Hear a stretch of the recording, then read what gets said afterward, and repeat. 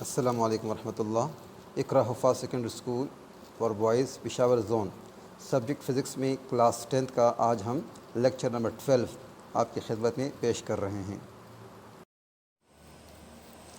بسم اللہ الرحمن الرحیم۔ ایکوسٹک جو ہے کا ٹاپک آج ہم سٹارٹ کرتے ہیں۔ تو سب سے پہلے ایکوسٹک کیا ہے، یہ کہاں پر پیدا ہوتا ہے اور اس کے امپورٹنس کیا ہیں۔ تو سب سے پہلے ایکوسٹک یہ ایک اسٹڈی ہے کس کا، ویوز، وائبریشن اور ساؤنڈس کا۔ Acoustic is the study of waves, vibration and sounds. دیکھیے یہ بات ہم جانتے ہیں کہ اگر ایک بہت بڑا روم ہو خالی، ایک بہت بڑا ہال یا کوئی روم جو خالی ہو، وہاں پر اگر ہم آواز جو ہے پروڈیوس کرے تو اس کی ریفلیکشن یا اس کا ایکو یہ ہمیں آسانی سے جو ہے سمجھ آتی ہیں، وہاں پر ہم اس آواز کی گونج سنتے ہیں۔ لیکن اگر اسی روم کے اندر یا اسی ہال کے اندر فرنیچر پڑے ہو، نیچے کارپیٹ پڑا ہوا، سامنے پردے جو ہے وہ لٹکے ہوئے ہوں، تو اسی روم کے اندر جو ایکوسٹک ہوتی ہے وہ چینج ہوتی ہے، ساؤنڈ کی جو ایکو ہوتی ہے وہ چینج ہو جاتی ہے۔ وجہ اس کی یہ ہے کہ جو میٹیریلز اس کے اندر جو رکھے گئے جاتے ہیں، وہ جیسے پردے ہیں، کرسیاں ہیں، یا نیچے کارپیٹ پڑا ہوا ہیں، سامنے پردے لٹکے ہوئے ہیں، تو یہ تمام چیزیں جو ہیں اس ساؤنڈ کو ایبزارب کر کے ریفلیکشن کو کم کر دیتی ہیں، جس کی وجہ سے وہ آواز جو ہے وہ ڈل پیدا ہو جاتی ہے، اس سے لائف لیس، جیسے بجھی آواز ہوتی ہے، ڈیڈ آواز ہوتی ہے۔ تو if the reflect surface are too absorbent، اگر وہ سرفیس جو ہیں وہ ایبزاربنٹ ہیں، یعنی ایسی میٹیریل کی بنی ہوئی ہیں کہ وہ آواز کو کیا کرتی ہیں، جذب کرتی ہیں، تو اس کی وجہ سے ریفلیکشن نہیں ہوگا یا کم ہوگا، اور اس ریفلیکشن کے نہ ہونے یا کم ہونے کی وجہ سے ساؤنڈ جو ہوگا وہ ڈل اور لائف لیس، یعنی اس طرح ڈیڈ قسم کا ہوگا۔ اور ریفلیکشن آف ساؤنڈ ایسے کمرے کے اندر، ایسے ہال کے اندر جو ہے وہ بالکل لائیولی اور فل ہوگا اگر اس کے اندر اس کا جو شیپ ایسا بنا ہو، دیواروں کا، چھتوں کا، نیچے جو ہے وہ فلور کا، یا پیچھے اسٹیج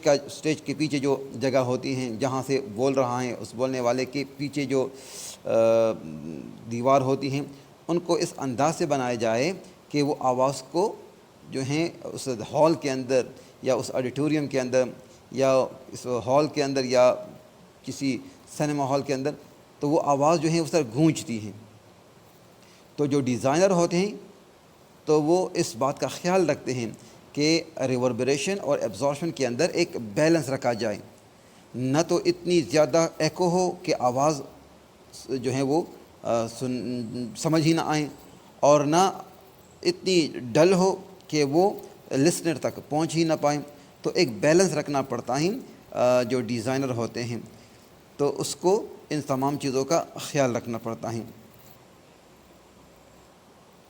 تو جو ایک آرکیٹیکچرل ایکوسٹکس ہوتے ہیں، وہ انجینئرز جو ایسے بلڈنگ بناتے ہیں تو وہ ان تمام باتوں کا خیال رکھتے ہیں کہ ایک ایسا تھیٹر یا آڈیٹوریم روم یا ریکارڈنگ اسٹوڈیو یا سپورٹنگ نوائز جو آفیسز یا ہوم اس طرح بنائے جاتے ہیں کہ وہاں پر آواز جو ہے وہ کمفرٹیبل ہو لسنر کے لیے اور وہ بالکل پیسفل ہو۔ تو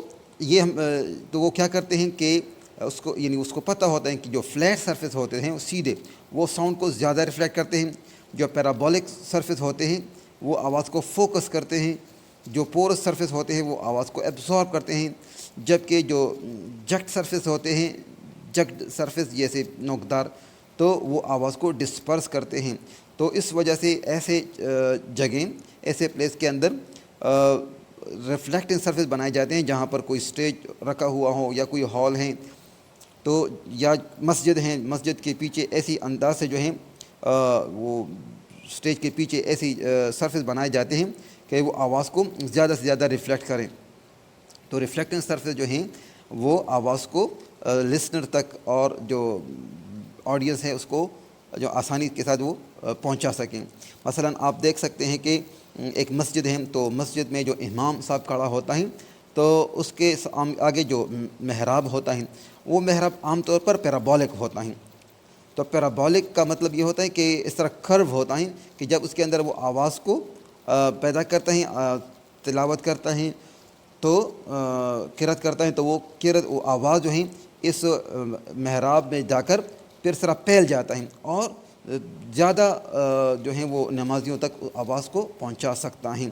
لیکن اگر امام صاحب ایک ایسی جگہ پر کھڑا ہو کہ اس کے سامنے نہ دیوار ہو, مثلا جنازے کی نماز عام طور پر اگر کسی سر کھلے میدان میں ادا ہو رہی ہو تو اس امام کی آواز پیچھے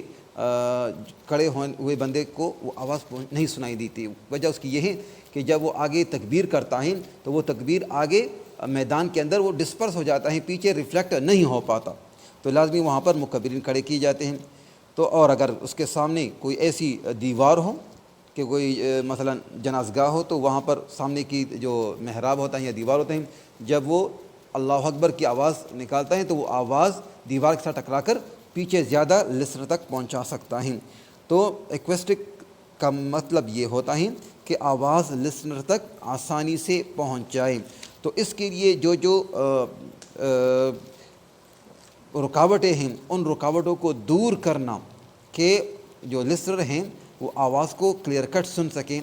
تو اس رکاوٹوں کو دور کرنے کو کہتے ہیں ایکوسٹک پروٹیکشن, جو اگلا اسی ایکوسٹک کا سب ٹاپک ہے, ایکوسٹک پروٹیکشن.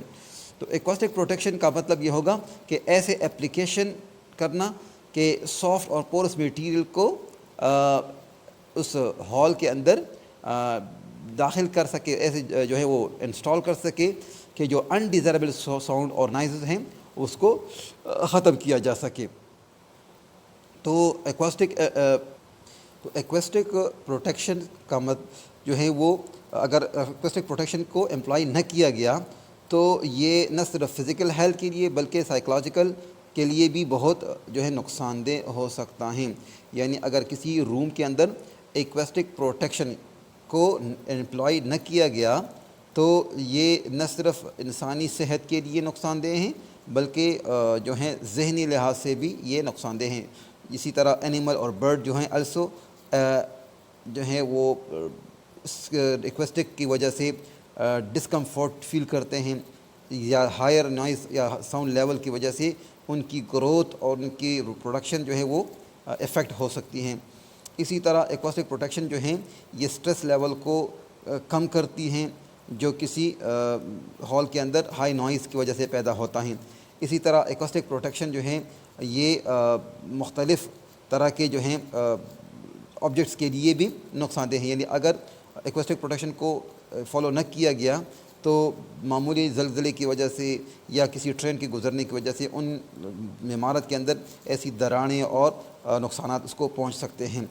تو یہ نوائز کو کنٹرول کرتا ہے اور مختلف ایکٹیویٹیز کو ڈیولپ کرتا ہے. تو ایکوسٹک پروٹیکشن کے لیے عام طور پر ہال کے اندر ایسے طریقے اختیار کیے جاتے ہیں کہ جو ساؤنڈ ہیں کسی اسپیکر کی ساؤنڈ وہ لسنر تک کلیئر کٹ پہنچ سکے.